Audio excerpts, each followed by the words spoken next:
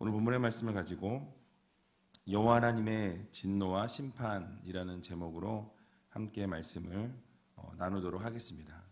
우리 옆에 계신 분들에게 오늘 이렇게 인사했으면 좋겠습니다. 회개하고 돌이킵시다. 회개하고 돌이킵시다. 왜 아침부터 회개 타령이냐? 예, 오늘 말씀의 중심에 이 회개 메시지가 들어있기 때문에 그렇게 말씀을 했습니다. 특별 새벽 기도회를 시작한 지 얼마 되지 않은 것 같은데 벌써 이제 일주일도 채 남지 않은 시점에 우리가 와 있습니다. 아모스를 시작으로 오바댜, 또 요나, 그리고 오늘부터 미가서를 함께 살펴보고자 합니다. 다음 주 수요일에 이제 마치게 되는데요. 오늘부터 살펴보게 될 이 미가서 역시 선민 이스라엘을 향한 하나님의 이 진노와 심판에 대한 메시지가 가득 들어있는 말씀입니다. 하지만 진노와 이 심판에서 멈추시는 것이 아니라 결국 하나님께서 그들에게 진노하시고 심판하시겠지만은 결국 그들을 회복시켜 주시고 그들을 완전히 구원해 주신다라는 사실에 초점이 맞추어져 있는 것이 이 미가서의 말씀입니다. 그래서 우리는 하나님께서 백성들을 향해서 잘못들에 대해서 하나님이 지적하시고 진노하시고 이 심판하시는 것을 바라보게 되면 공의의 하나님, 또 심판의 하나님, 또 정의의 하나님에 대한 부분만 생각할 수 있는데요. 이런 과정들을 통해서 하나님이 택하신 이스라엘 백성들을 다시 한번 정결케 하시고 하나님이 다시 회복시키시고 하나님 앞에 똑바로 설 수 있는 귀한 성도들의 모습으로 세우길 원하신다라는 이 사랑의 마음을 원합니다. 그래서 그런 과정을 통해서 회복시키고자 하는 그 마음이 더 크시다라는 거예요. 그래서 하나님의 마음을 오늘 함께 깨닫고 우리를 향한 그분의 사랑을 깊이 있게 맞이해보는 그런 시간들을 갖기를 원합니다. 앞으로 일주일 동안 살펴보게 될 이 미가서는 남유다와 북이스라엘의 이 죄악을 지적함과 동시에 그들을 향한 이 심판의 예언을 하고 있는 것을 볼 수 있습니다. 그리고 이와 함께 회개할 것을 하나님이 권고하시고 또 구원의 약속과 메시아 왕국이 앞으로 오게 될 것에 대한 예언의 말씀이 담겨져 있는 것을 보게 됩니다. 그래서 이 미가서는 전체를 세 부분으로 나눌 수 있는데요. 크게 1장과 2장, 그리고 3장에서 5장, 또 6장에서 7장으로 나눠집니다. 그래서 이 세 편의 그 단편적으로 나뉘어진 예언들로 구성이 되어 있습니다. 그 내용들을 살펴보면 이 1장과 2장, 그리고 3장에서부터 이 5장까지, 또 6장에서 7장까지의 그 내용들이 앞부분의 내용들은 대부분 죄악에 대해서 지적하고요. 심판에 대해서 하나님이 선언하십니다. 너희들은 이제 심판을 받게 될 것이다. 너희들이 이런 문제들이 있기 때문에 하나님이 반드시 너희들의 그 죄악에 대해서 물으시겠다라는 내용을 담고 있어요. 전반부의 내용은 대부분 다 그렇게 되어 있고요. 이 후반부의 내용들은 대부분 이제 구원에 대해서, 회복에 대해서 초점을 맞추시는 후반부의 내용들로 구성되어 있는 것을 볼 수 있습니다. 그래서 오늘 본문의 이 1장의 말씀도 거의 심판에 대한 내용들이 다 담겨져 있고요. 내일 2장의 말씀을 볼 때 2장에서는 회복에 대해서 하나님께서 말씀하시는 것을 보게 됩니다. 그렇다면 오늘 본문을 통해서 하나님께서 우리들에게 주시는 교훈이 무엇인지 함께 살펴보기를 원합니다. 오늘 본문 1절을 보게 되니까 이렇게 말씀을 시작합니다. 우리 같이 한번 1절 읽어보도록 하겠습니다. 유다 여왕 요담과 아하스와 히스기야 시대에 모레셋 사람 미가에게 임한 여호와의 말씀, 곧 사마리아와 예루살렘에 관한 묵시라. 아멘. 자, 본서는 모레셋 출신의 미가 선지자에게 의해서 기록되었다라고 말씀합니다. 그의 이 미가서의 이 저자인 미가에 대해서 다른 내용이 나오는 것이 하나도 없어요. 그냥 신상에 관련된 정보가 이게 끝입니다. 그냥 모레셋 사람 미가. 이거 외에는 알 수 있는 방법이 없어요. 그래서 이 모레셋이라는 지역은요, 예루살렘으로부터 남서쪽으로 한 32km 정도 떨어져 있는 지역을 이야기합니다. 위치한 마을이었는데요. 거기서부터 미가 선지자가 활동하게 되었다라는 것이죠.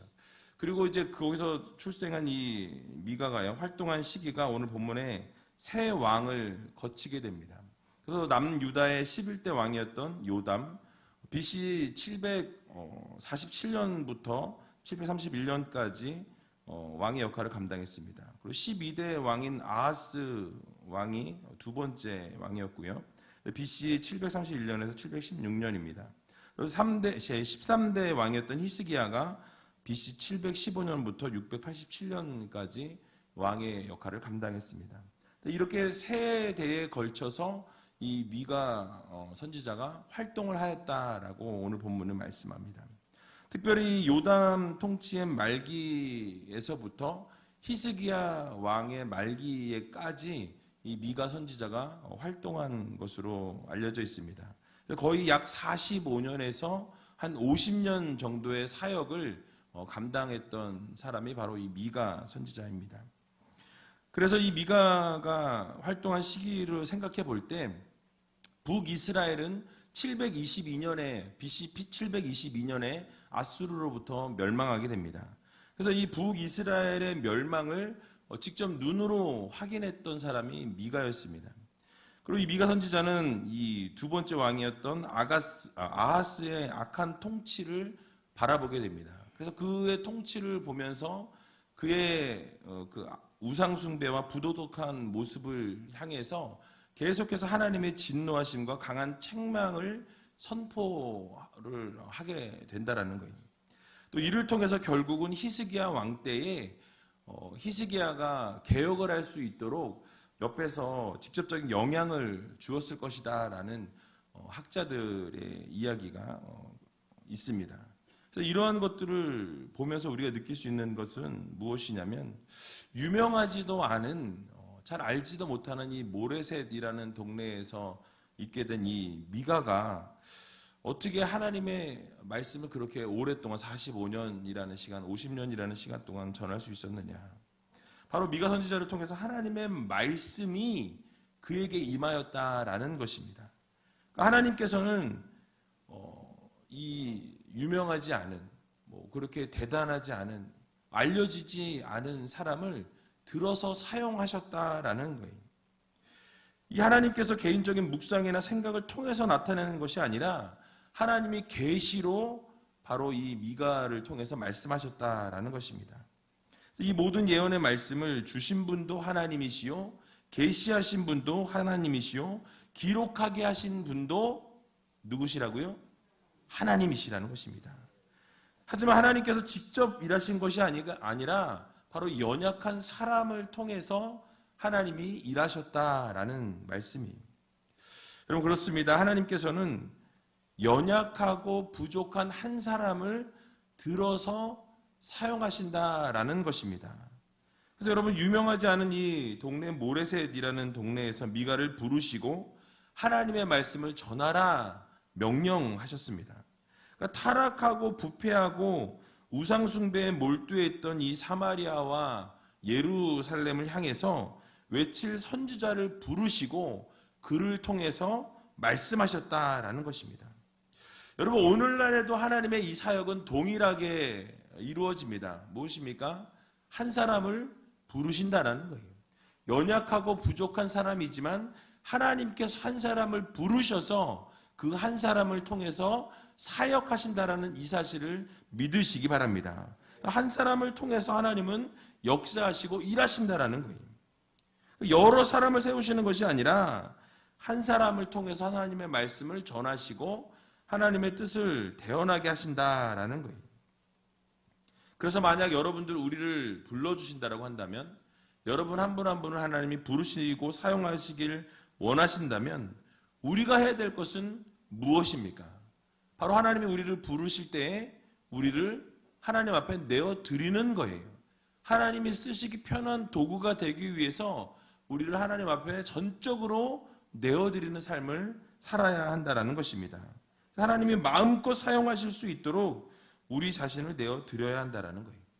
바로 하나님께서 쓰신다고 말씀하실 때 귀하게 쓰임받는 것이 복이 된다라는 것입니다. 그러므로 하나님께서 우리를 통해서 일하시기 원하실 때에 감사함으로 받으시고 또 부르심에 합당하게 나아갈 수 있는 저와 여러분들이 다 되시기를 주님의 이름으로 간절히 축원을 드립니다. 오늘 본문 1절 하반절을 보게 되니까 또 앞으로 모든 예언의 중심적인 대상이 될 곳이 바로 이 사마리아와 예루살렘이다라고 이렇게 말씀하는 것을 볼 수 있습니다. 여러분, 사마리아는 북이스라엘의 중심지였고 수도였습니다. 또 예루살렘은 남유다의 중심지였고 수도였어요. 따라서 본서의 이 예언의 대상들은 남유다와 바로 북이스라엘의 선민들을 향한 예언의 말씀이다라는 것입니다. 이제 이 예언의 말씀이 그럼 어떻게 흘러가고 있는지를 좀 살펴볼 필요가 있는데요. 오늘 2절의 말씀에 나타나 있습니다. 우리 2절을 같이 한번 읽어보도록 하겠습니다. 백성들아, 너희는 다 들을지어다. 땅과 거기 있는 모든 것들아, 자세히 들을지어다. 주 여호와께서 너희에게 대하여 증거하시되 곧 주께서 성전에서 그리하실 것이니라. 아멘. 자, 여기서 미가 선지자가 지명하여 부르는 백성들은 지금 누구를 말씀합니까? 바로 앞에서 말씀드리고 있는 사마리아와 예루살렘에 대해서 말씀하고 있습니다. 그 백성들에 대해서 말씀하고 있어요. 즉 북이스라엘과 남유다의 백성들을 향한 하나님의 진노의 말씀이고 예언의 말씀이다라는 것이에요. 그 선민 이스라엘 모두를 말씀합니다. 게다가 뭐라고 말씀합니까? 땅과 거기 있는 모든 것들아 라고 이렇게 추가적으로 말씀하고 있어요. 바로 이 말씀은 무엇이냐면 그 예언을 들어야 될 대상이 바로 미가 선지자가 당대 이스라엘 백성들 뿐만 아니라 온 세상의 모든 사람들, 그들도 하나님의 말씀을 들어야 한다라고 그 대상에 포함시키고 있다는 것입니다.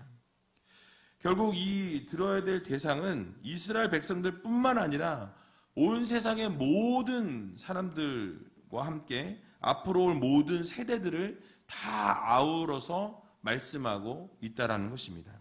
즉 미가는 그의 시대와 그 이후의 모든 사람들을 향하여서 이 하나님의 선포의 말씀을, 이 진노의 메시지를 너희들이 들어야 한다라고 말씀하고 있는 것입니다. 그렇습니다. 우리 하나님의 말씀은요, 이스라엘뿐만 아니라 모든 세대들이 들어야 합니다. 하나님께서 택하신 하나님의 백성들뿐만 아니라 하나님께서 심판의 메시지를 전하신 그런 믿지 않는 자들에게도 하나님은 말씀하신다라는 거예요. 전 인류가 하나님의 말씀을 들어야 한다는 것입니다. 왜냐하면 하나님의 통치와 하나님의 이 섭리는 믿는 사람들에게만 국한되어진 것이 아니라는 거예요. 믿지 않는 자들에게도 하나님이 은혜를 주시고 믿지 않는 자들에게도 선포하시고 말씀하신다라는 것입니다. 그래서 이 하나님의 통치와 섭리가 이스라엘 백성들에게만 미치는 것이 아니라 이 세상 모든 만물과 모든 인생과 전 우주에까지 하나님의 말씀은 이 선포되어지고 미치게 되어진다라는 것입니다. 그러므로 모든 인생들이 예외 없이 하나님의 말씀을 들어야 한다라고 지금 미가 선지자는 외치고 있는 거예요. 믿는 자들이든지 믿지 않는 자들이든지 이 자신들의 의지와 상관없이 하나님의 말씀을 들어라 라는 것이 바로 미가 선지자의 외침입니다. 바로 여기서 듣는다라는 이 말씀은요, 우리가 이 귀로 듣는다라는 말씀뿐만 아니라 무엇을 말씀하느냐? 바로 하나님의 말씀에 순종해라, 하나님의 이 명령에 복종해라 믿는 자든지 믿지 않는 자든지 모든 자들이 하나님의 말씀을 듣고 하나님의 말씀을 들을 뿐만 아니라 그 하나님의 말씀에 순종하는 삶을 살아야 한다라는 것입니다. 순종하지 않는 자들은 결국 그들이 믿는 자이든 믿지 않는 자이든 하나님이 그들을 결국 심판하시겠다라는 말씀이에요. 그래서 2절 하반절에 보게 되니까 주 여호와께서 너희에게 대하여 증거하시되 라고 말씀합니다. 증거하시되. 뭘 증거하신다라는 말씀이에요? 바로 이스라엘 백성들의 죄악에 대해서 하나님께서 증인으로 서시겠다라는 거예요. 너희들의 모든 죄악을 보시고 그 마음을 꿰뚫어 보시고 결국 하나님께서 무엇을 말씀하시는 것입니까? 너희들의 일거수일투족을 아는 전지전능하신 하나님이 너희들의 모든 죄악에 대해서 증언하시겠다라는 말씀이에요.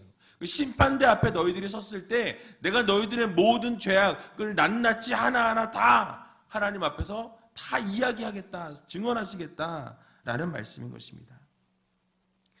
그러므로 연약한 우리 인생은 이 자신의 죄에 대해서 숨길 수도 없고 우리의 죄에 대해서 속일 수도 없다라는 말씀이에요. 그래서 요한계시록 20장 12절을 보게 되니까 이렇게 말씀합니다. 또 내가 보니 죽은 자들이 물온대소하고 그 보좌 앞에 섰는데 책들이 펴있고 또 다른 책이 펴졌으니 곧 생명책이라. 죽은 자들이 자기 행위를 따라 책들에 기록된 대로 심판을 받으니 라고 말씀하고 있습니다. 그러니까 하나님께서 일거수일투족을 다 보시고 그 모든 기록들을 낱낱이 해 놓으시겠다라는 말씀이에요. 그리고 그 죄에 대해서 결국 숨길 수도 없고 그것을 어떻게 속일 수도 없다라는 것입니다. 왜요? 다 일거수일투족을 보시고 그 죄에 대해서 낱낱이 기록하시기 때문에 그렇다라는 것입니다. 즉 하나님께서 인간의 행위를 따라서 최후의 심판의 날에 심판하시겠다라는 이 말씀을 여러분 기억하시고 오늘 이 새벽에 우리의 모든 죄악들을 예수 그리스도 앞에 내려놓으시고 그래서 모든 것들을 죄의 용서함을 받을 수 있는 그래서 오늘 저와 여러분들이 다 되시기를 주님의 이름으로 간절히 축원을 드립니다. 이제 본문 3절과 4절을 보게 되니까 이렇게 말씀하고 있습니다. 우리 같이 한번 3절과 4절을 읽어보겠습니다. 여호와께서 그 처소에서 나오시고 강림하사 땅의 높은 곳을 밟으실 것이라. 그 아래서 산들이 녹고 골짜기들이 갈라지기를 불 앞에 밀 같고 비탈로 쏟아지는 물 같을 것이니. 아멘.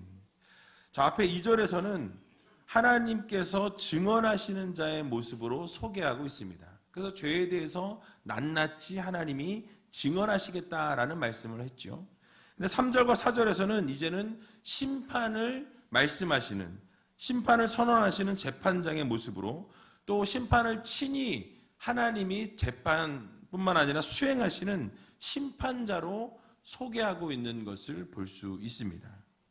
그래서 먼저 하나님께서 처소에서부터 나오셔서 이 땅에 강림하신다라고 말씀하고 있어요.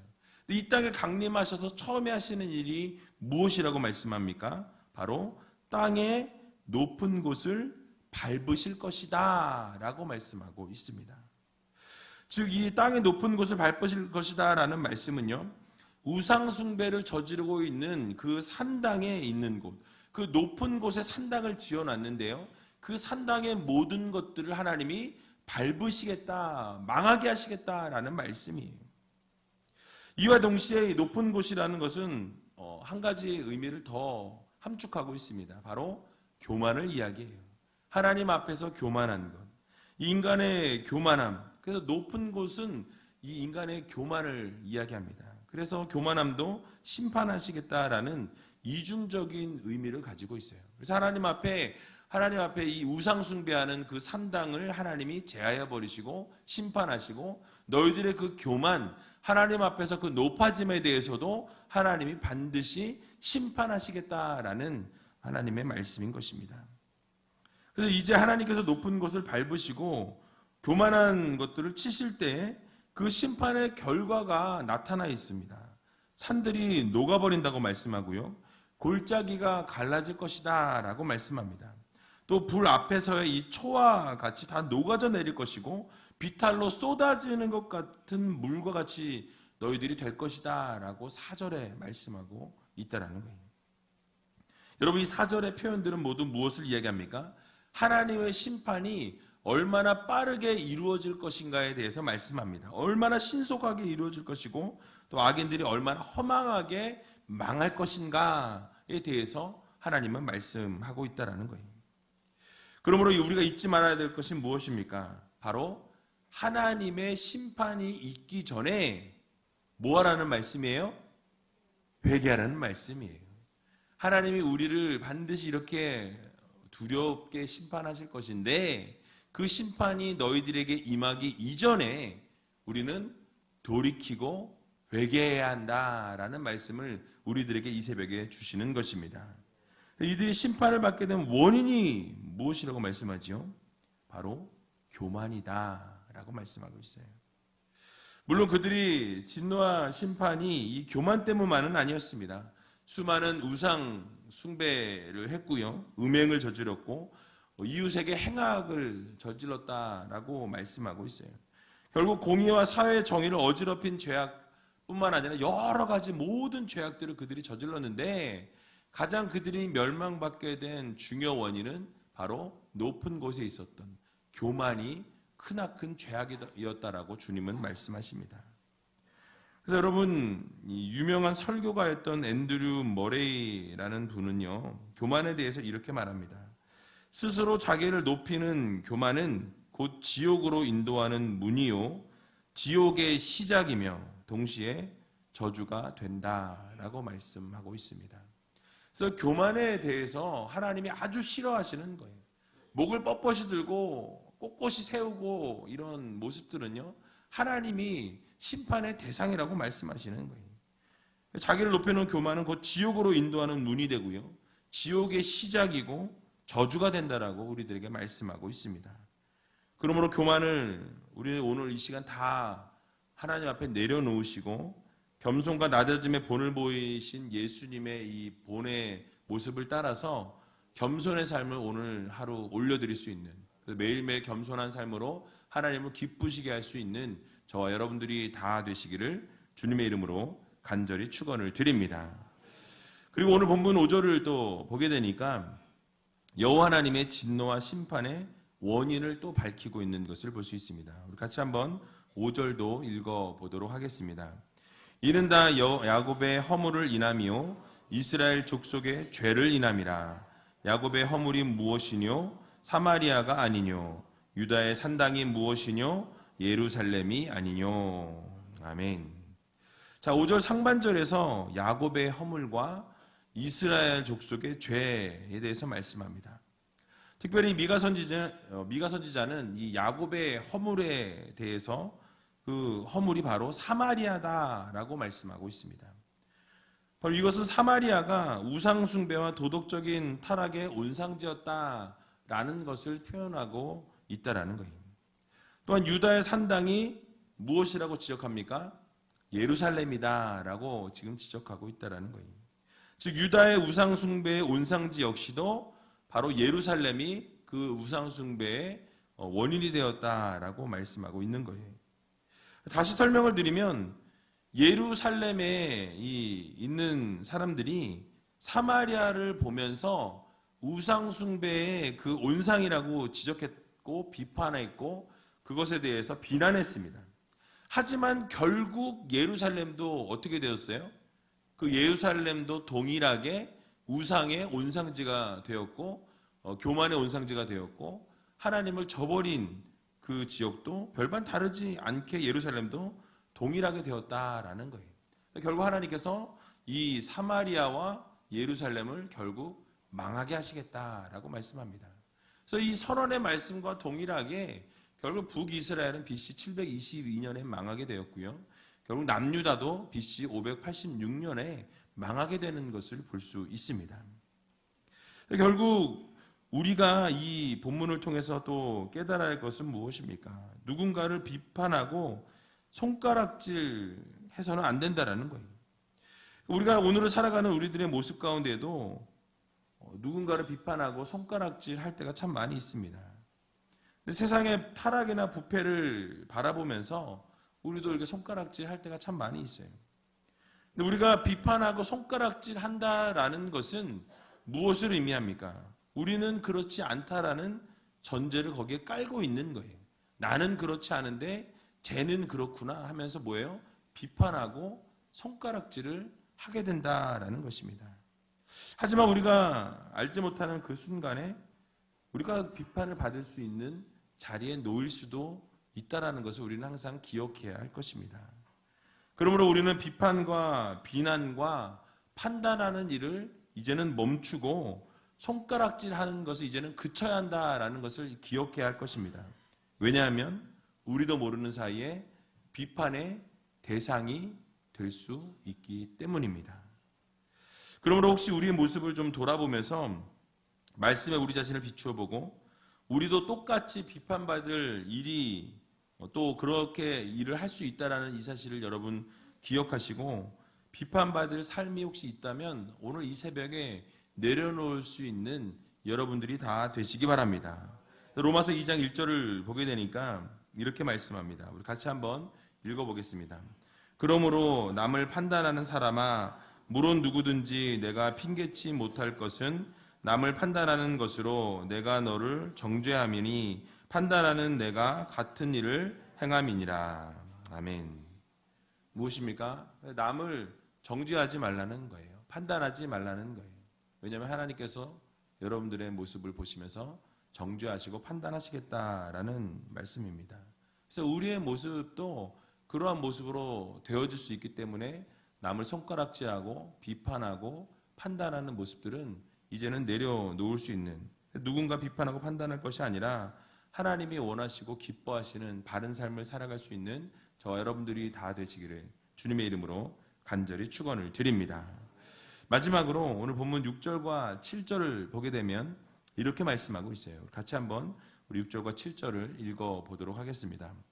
이러므로 내가 사마리아로 들의 무더기 같게 하고 포도심을 동산 같게 하며 또 그 돌들을 골짜기에 쏟아내리고 그 지대를 드러내며 그 새긴 우상을 다 파쇄하고 그 음행의 값을 다 불사르며 그 목상을 다 회파하리니 그가 기생의 값으로 모았은즉 그것이 기생의 값으로 돌아가리라. 아멘. 여러분 무엇을 말씀합니까? 바로 하나님께서 이 사마리아에게 내릴 심판에 대해서 쭉 나열하고 있는 것을 볼 수 있습니다. 바로 사마리아 성이 폐허가 되어서 들의 무더기 같게 하시겠다라고 말씀하고 있어요. 또 뿐만 아니라 포도를 심을 동산 같게 하겠다라고 말씀하고 있습니다.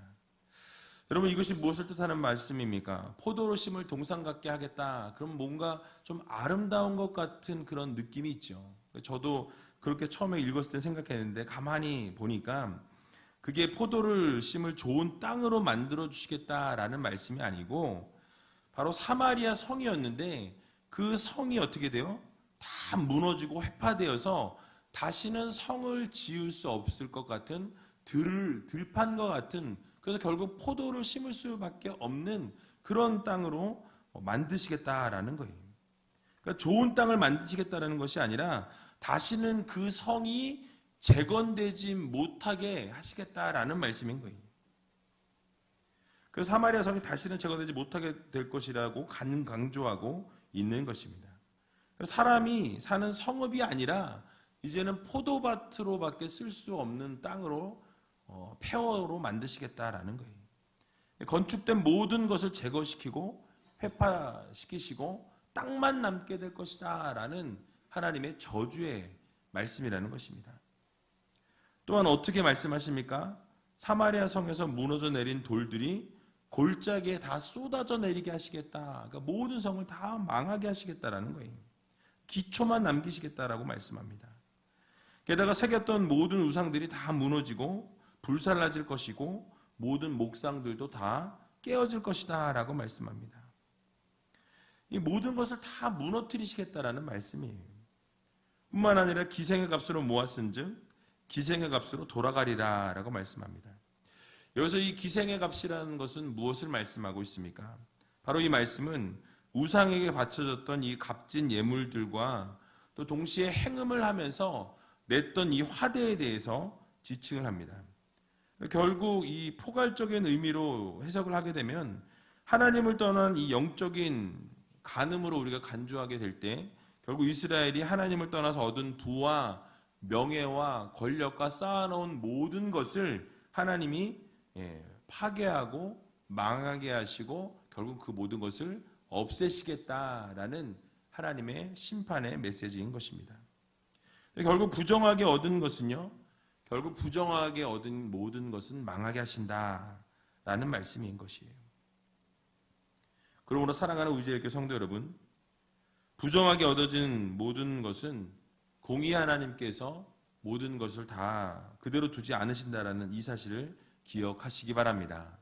또한 악인의 번영과 악인의 성공은 하나님께서 그대로 두지 않으시겠다라는 심판의 메시지인 거예요.